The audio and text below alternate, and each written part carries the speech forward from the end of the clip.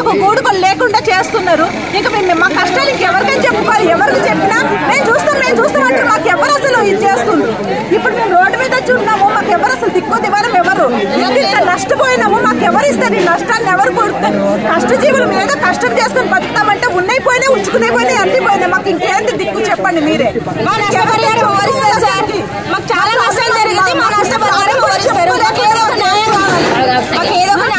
ఒక నోటీస్ కూడా రాలేదు కోల కొడుతున్నామని. వస్తువులు మున్సిపాలిటీలు వస్తున్నామా రోడ్డు పెద్దలు చేయాలంటే కోల కొట్టేస్తారంట అని చెప్తే మేమేమన్నా రోడ్డు పెద్ద కావాలంటే మా ఒక్కటే కాదు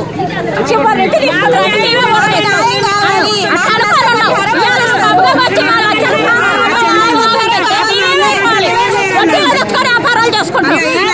మరి పేద జనం మరి ఇప్పుడు అన్ని నాయనైతే అన్ని కోలగొట్టేదాకైతే మేము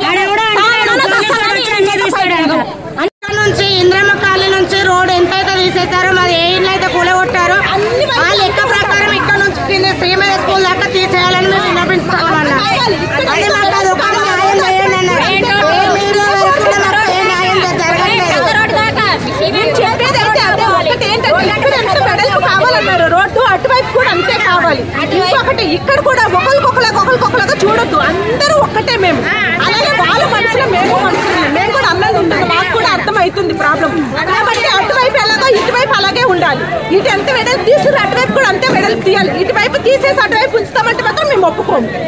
మేము పేదవాళ్ళం కదా, మా పేదవాళ్ళు కూడా మేము కూడా మాకు కష్టాలు బాగా ఉంటాయి. మరి పేదవాళ్ళు ఈ కార్నర్ ముందుకెళ్ళలేదు,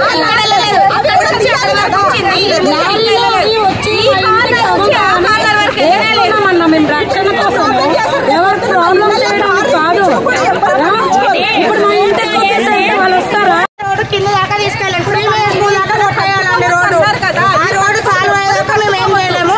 మాకు తీసేదంత సేపు కమిషనర్ సార్ గారు ఇక్కడే ఉన్నారు. పోలీసులు కూడా మమ్మల్ని నీచంగా మాట్లాడుతున్నారు. ఆడవాళ్ళు కూడా ముందుకెళ్ళలేదు, వెనకెళ్ళలేదు కూడా తీసేసారు. లంచం తీసుకున్నారా? ఇక్కడ ఎందుకు అర్హత లేదా? కమిషనర్ తీసుకుని